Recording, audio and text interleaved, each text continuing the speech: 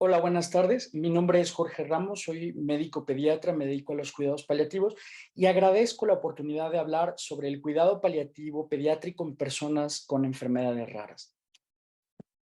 Muchas felicidades a Algia por este cuarto Congreso Latinoamericano, que seguramente será todo un éxito. Gracias por la invitación. La agenda versa en sensibilizar sobre esta necesidad de incorporar el abordaje de la persona con enfermedad rara para ellos y sus familias, brindarles el cuidado paliativo con el objetivo de aliviar el sufrimiento y mejorar la calidad de vida. Presento un caso, es un niño, Pedro, de 10 días de vida, que el cual presenta intolerancia a la vía oral, fiebre, alteración del estado de conciencia, rigidez, fontanela bombada, depresión, dificultad respiratoria y posteriormente depresión respiratoria con la presencia de apneas y datos de deshidratación. Este paciente es un paciente de término con peso adecuado para la edad gestacional que tenía una hipernatremia, se asoció a choque mixto, tanto hipovolémico como séptico, una acidosis metabólica persistente con un anion gap ampliado y, como les decía, una apnea del recién nacido que lo llevó a la necesidad de asegurar la vía aérea a través de intubación. Fruto de la quinta gesta de un matrimonio, mamá 26 años, 34 años, papá sanos, los cuales tenían el antecedente de la pérdida del primer hijo, más o menos en el periodo perinatal. 3 hijos sanos hasta nuestro caso índice, el cual paraclínicamente presenta hiperamonemia y en el tamizaje ampliado de errores más comunes, más frecuentes, se encuentran normales los analitos propiamente de estas patologías, encontrándose que la citrulina está verdaderamente fuera de rango, menos de 35 micromoles por litro es el valor de corte para citrulina y se encuentra en 1502. Es posible realizarse un tamizaje, un escrutinio a nivel molecular, de tal manera que se encuentra el gen ASS1, que está asociado a citrulinemia, que es autosómica recesiva del tipo 1. La citrulinemia, que al final es la acumulación de citrulina, está derivada por un error del metabolismo de la urea. Por lo tanto, hay acumulación de citrulina y esto impide la funcionamiento normal a nivel mitocondrial. Esta es una enfermedad rara, obviamente una enfermedad de baja prevalencia. Sin embargo, en el caso de Pedro, al 10º día de vida extrauterina, dado los datos neurológicos, se le toma esta resonancia magnética y se encuentran estas dos lesiones focales de tipo quístico. Quiero mostrarles que en la evolución y después del periodo de crisis que lo lleva a la intubación y demás, evoluciona una encefalopatía multiquística grave, muy severa, que obviamente genera una discapacidad muy importante. Esto ya entrando en el periodo de la lactancia. Pedro presentó crisis convulsivas, trastornos de movimiento y se integra, además de la citrullinemia tipo 1, la encefalopatía multiquística generalizada grave, también otra condición rara. Entonces, este caso me sirve para introducir a las enfermedades raras, huérfanas o de baja prevalencia, definidas como aquellas que se presentan en menos de 5 de cada 10,000 habitantes. Sin embargo, que no son tan infrecuentes. Tener una enfermedad rara no es raro. Casi el 6% de la población mundial pudiera en el curso de su vida tener una condición o una enfermedad rara. Dentro de las más de 7,000 desórdenes o condiciones, que el 70% suelen ser genéticos. Sin embargo, son condiciones que en muchos casos pueden limitar la vida, requiriendo cuidados constantes. La mayor parte de las enfermedades raras no tiene una cura o los tratamientos disponibles son pocos y se estima que entre 263 y 446 millones de personas están afectadas en este momento por alguna condición, obviamente con un espectro de desde ser asintomáticas, únicamente portadoras, hasta limitaciones o amenazas para la vida o incluso que están falleciendo por esta situación. La mayor parte son crónicas, suelen ser degenerativas y son graves e invalidantes. ¿Por qué hablar de ello en cuidados paliativos pediátricos? Por su inicio precoz en la vida. 70% inician en la etapa definida como la infancia, es decir, menos de 19 años, y la mayor parte de estas en el primer año de vida.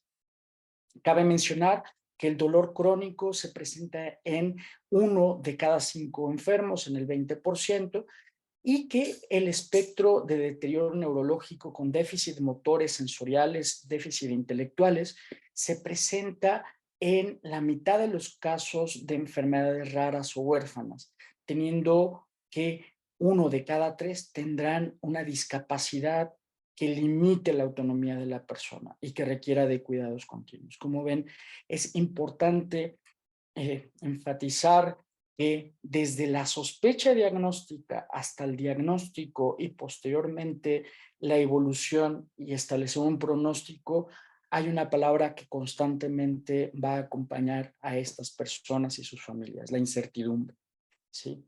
Muchas veces la dificultad para acceder a las pruebas de tamizaje y de confirmación, y una vez que se confirma, los recursos terapéuticos, en el caso de que existan dirigidos hacia la enfermedad o tal vez no lo existan, nos plantean esta constante incertidumbre también en el diagnóstico y en el pronóstico. De hecho, hay series que hablan de que estas familias, este paciente familia, normalmente visita de 6 o más profesionales buscando un diagnóstico, y previo a esto hay 2 o 3 diagnósticos que son erróneos, ¿no?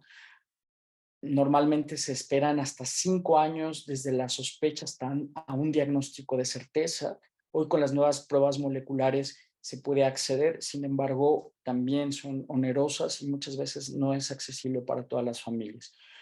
Hablar de la mortalidad y del pronóstico vital de una persona con enfermedad rara, huérfana o de baja prevalencia es también importante, porque el 35% de las muertes antes de un año, ¿sí?, en países desarrollados tienen que ver con condiciones raras.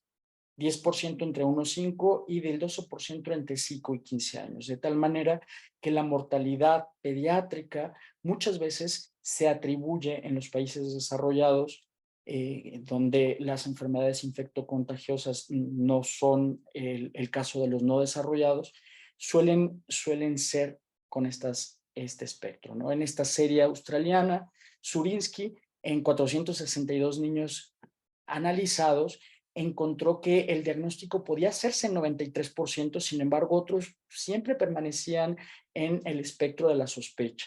Más de 6 médicos, lo que contribuyó a que estas familias experimenten ansiedad, frustración, que observan la progresión de la enfermedad o que la enfermedad ya está instalada y ha generado daños y secuelas, y el tratamiento no fue instaurado de manera adecuada, accesible, ¿no?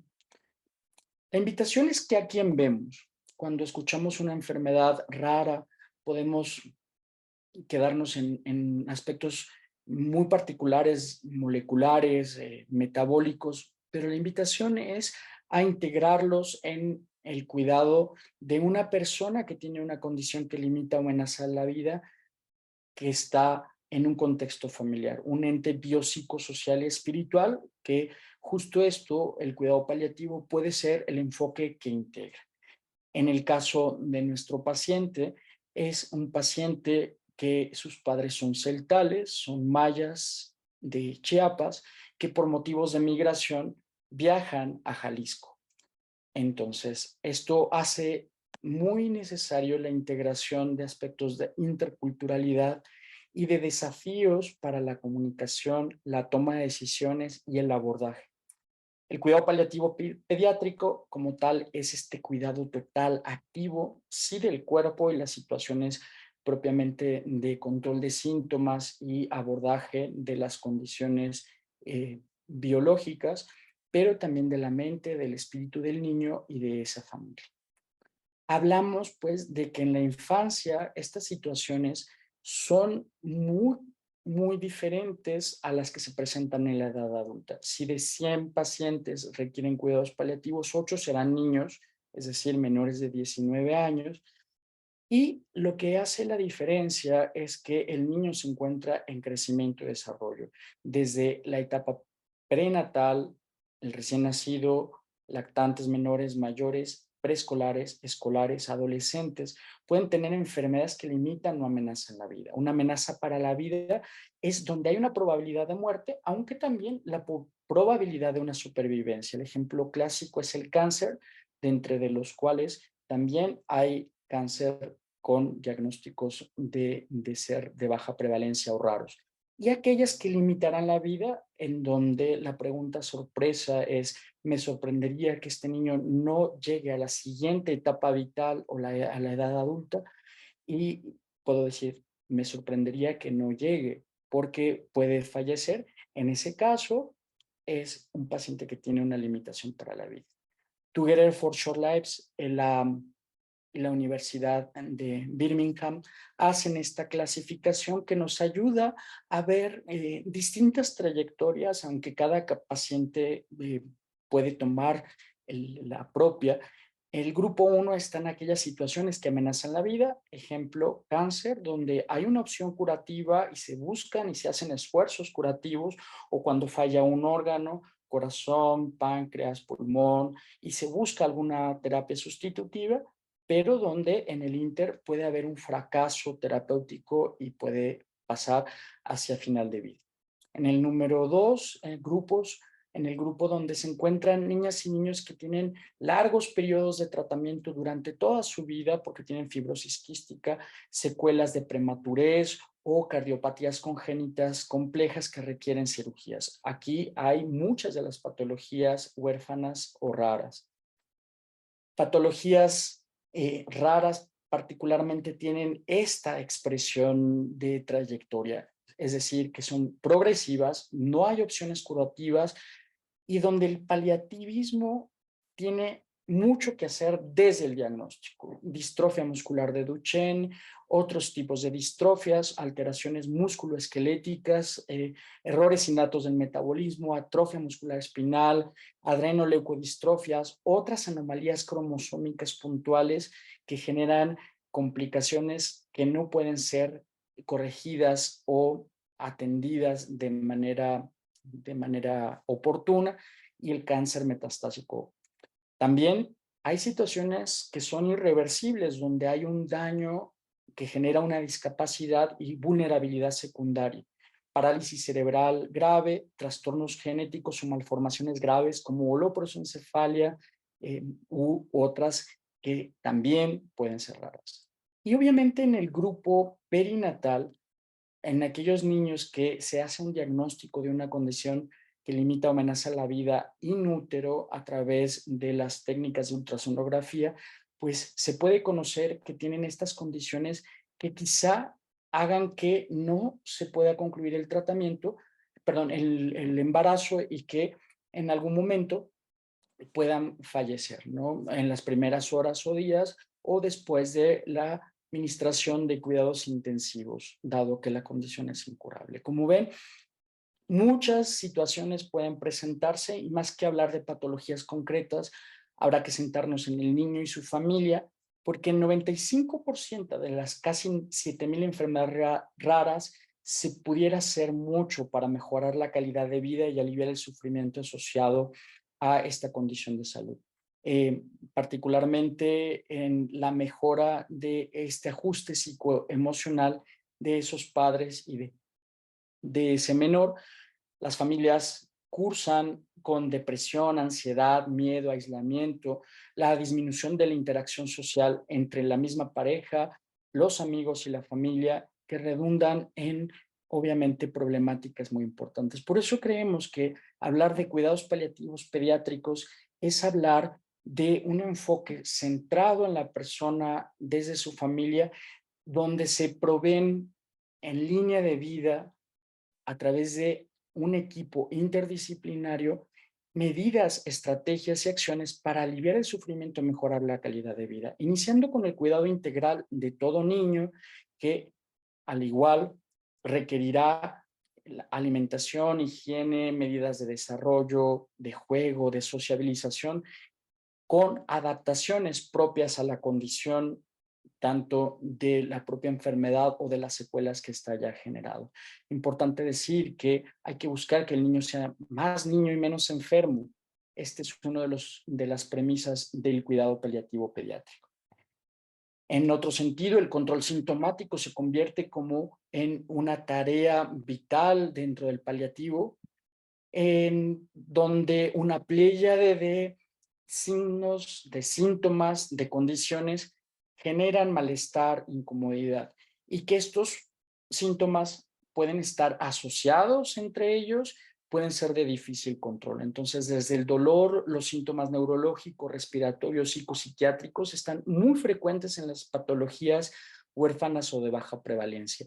En esta serie de Joel, que habla de niños con errores innatos del metabolismo, encontró que en los primeros días de la atención paliativa, en las primeras visitas domiciliarias, predominaron los síntomas neurológicos, ¿sí? Y dentro de los respiratorios, las problemáticas derivadas de la cialorrea, problemas para la alimentación a través de la expresión de la disfagia, la constipación, o problemas psicopsiquiátricos, sobre todo trastornos del movimiento, dificultades para el movimiento, mioclonía, somnolencia, espasticidad. Cuando estos pacientes progresaron al final de la vida, o cuando en el grupo de pacientes de final de la atención, los últimos 30 días, se agregan también las inestabilidad térmica, las distermias, ya sea hipertermia o hipotermia, se presentan apneas, crisis de cianosis, disnea, ¿sí? Eh, con exacerbación de la disfagia, del vómito, de dificultades para el movimiento, etcétera, ¿no? Entonces, el espectro sintomático variará de acuerdo a la condición fisiopatológica, pero son síntomas que no son tan usuales en el manejo aprendido del cuidado paliativo, sobre todo cuando pensamos en el paciente adulto o en el paciente con cáncer. Niños con mucopolisacaridosis del tipo 1 al tipo 3, enfermedades por depósito. En esta serie muestra también la importancia de los síntomas psicopsiquiátricos, donde puede haber trastornos de hiperactividad, de agitación o trastornos del ánimo, de tal manera que en el abordaje no debemos olvidar estas condiciones. Invitados, así como podemos ofrecer una analgesia multimodal con acciones y estrategias farmacológicas y no farmacológicas para el control del síntoma, podamos ofrecer para el resto de síntomas que cada uno ameritaría mucho tiempo para hablar de ellos, diversas acciones que permitan el control. Obviamente el cuidado emocional, social y espiritual de estas familias, de estos pacientes, donde se puede y se experimenta depresión, ansiedad, estrés, aislamiento, y sobre todo esta incertidumbre que se traduce en qué pasará con mi hijo, con mi familia, y sobre todo que el conocimiento muchas veces es poco accesible o está en construcción. Casi el 40% de los pacientes que tienen enfermedad de Fabry y sus cuidadores presentan síntomas depresivos graves, por lo que es importante que abordajes como este propuesto para pacientes con polisacaridosis se explore todo este movimiento, esta ciclicidad en la experiencia existencial de vivir con una situación que en este caso es mucopolisacaridosis, pero con una enfermedad rara, lo que implica el estigma muchas veces, sobre todo cuando esta enfermedad genética o enfermedad rara se traduce en cambios corporales, la incertidumbre, la toma de decisiones, la experiencia de vivir constantemente ante algo que está poco descrito, o lo que ellos dicen, lo que es tierra de nadie, donde el futuro es desconocido, ¿no? Y cómo hacer la vida cotidiana con estas condiciones. Entonces,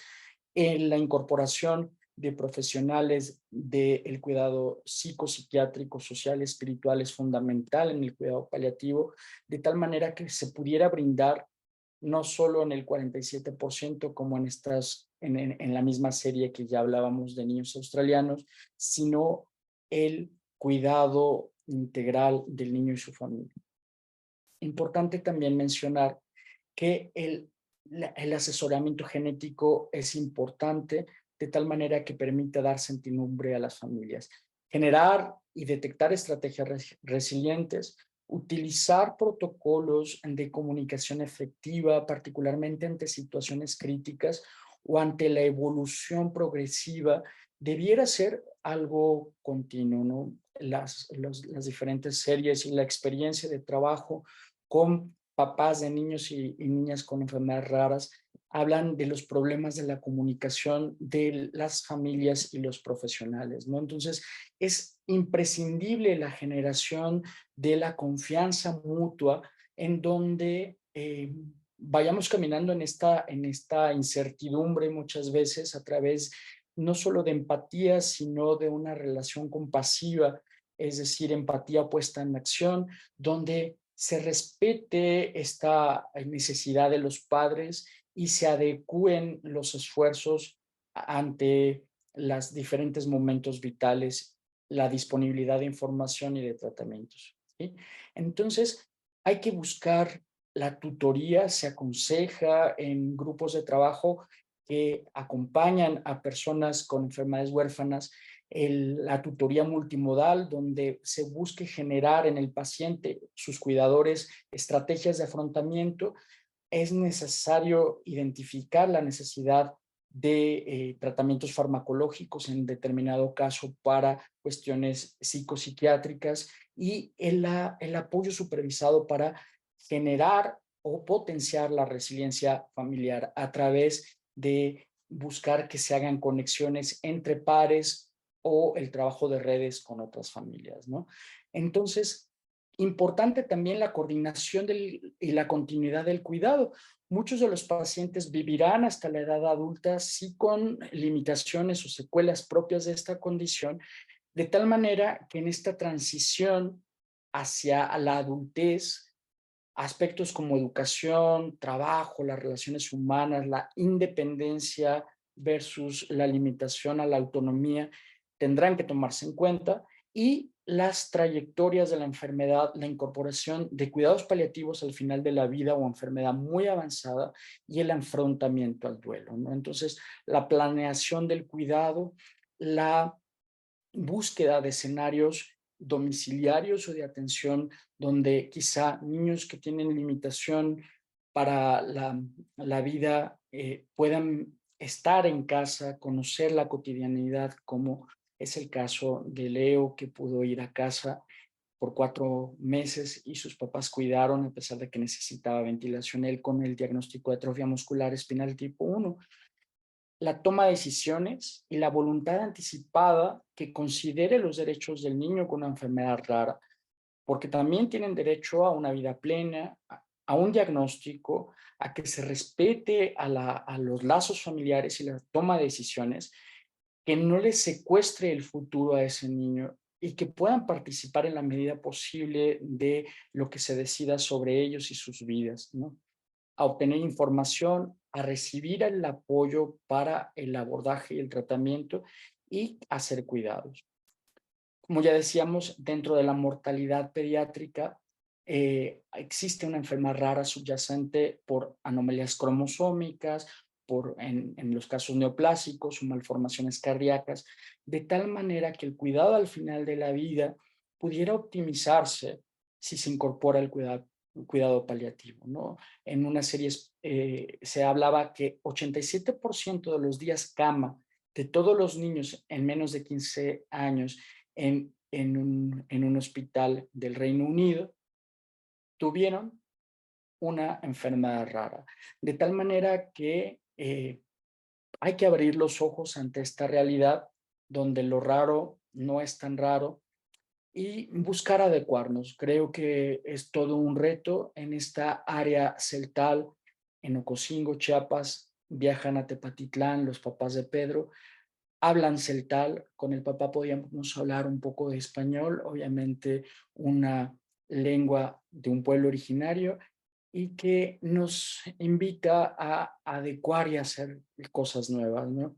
Se incorporó a una traductora, psicóloga, terapeuta que trabajó muchísimos años en esta zona que hablaba celtal, y gracias a ello pudimos acompañar a los papás de Pedro en la toma de decisiones donde ellos deciden llevar a casa a Pedro para que muriera en compañía de sus hermanos, en un sitio cómodo, cálido, donde se buscó hacer el control sintomático, donde se hicieron algunos rituales que permitieron la expresión de emociones en torno a una situación y donde se explicó la gravedad de los síntomas, pero también donde pudimos escuchar la voz de papá y mamá ante un niño con una condición rara.